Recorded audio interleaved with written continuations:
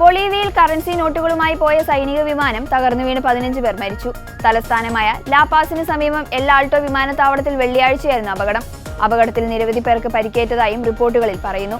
Central ബാങ്കിന്റെ പുതുതായി അച്ചടിച്ച കറൻസി നോട്ടുകളുമായി എത്തിയ സൈനിക വിമാനമാണ് അപകടത്തിൽപ്പെട്ടത്. ഹെർക്കുലിസ് C-130 എന്ന വിമാനം എൽ ആൾട്ടോ വിമാനത്താവളത്തിൽ ലാൻഡ് ചെയ്യുന്നതിനിടെ റൺവേയിൽ നിന്ന് തെന്നിമാറി സമീപത്തെ ഹൈവേയിലേക്ക് ഇടിച്ചുകയറി തകർന്നെന്നാണ് റിപ്പോർട്ട്. വിമാനം ഇടിച്ചുകയറി ഹൈവേയിലുണ്ടായിരുന്ന 15ഓളം വാഹനങ്ങൾ തകർന്നിട്ടുണ്ട്. അപകടത്തിന് പിന്നാലെ വിമാനത്തിന് തീപിടിച്ചതായും അഗ്നിരക്ഷാ സേനയെത്തിയാണ് തീ അണച്ചതെന്നും റിപ്പോർട്ടുകളിലുണ്ട്. അപകടത്തിൽ 15 പേർ മരിച്ചതായി അഗ്നിരക്ഷാ സേനാ മേധാവി പവിൽ ടൊവാർ സ്ഥിരീകരിച്ചു. അതേസമയം മരിച്ചവർ വിമാനത്തിലുണ്ടായിരുന്നവരാണോ വാഹനങ്ങളിലെ യാത്രക്കാരാണോ എന്ന കാര്യം വ്യക്തമാക്കിയിട്ടില്ല. അതിനിടെ വിമാനത്തിലുണ്ടായിരുന്ന 6 ജീവനക്കാരിൽ 2 പേരെ ഇതുവരെ കണ്ടെത്താനായിട്ടില്ലെന്ന് ബൊളീവിയൻ വ്യോമസേനാ ജനറൽ സെർജിയോ ലോറ പറഞ്ഞു. സാന്താക്രൂസിൽ നിന്നാണ് വിമാനം എൽ ആൾട്ടോ വിമാനത്താവളത്തിലെത്തിയതെന്നും അദ്ദേഹം വ്യക്തമാക്കി.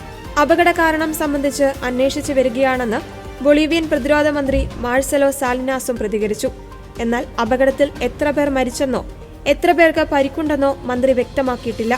അപകടത്തിൽപ്പെട്ട വിമാനത്തിന്റെയും തകർന്ന വാഹനങ്ങളുടെയും ദൃശ്യങ്ങൾ സമൂഹ മാധ്യമങ്ങളിലൂടെ പുറത്തു വന്നിട്ടുണ്ട്. വിമാനത്തിലുണ്ടായിരുന്ന നോട്ടുകൾ അപകടസ്ഥലത്ത് ചിതറിക്കിടക്കുന്നതും ദൃശ്യങ്ങളിൽ കാണാം.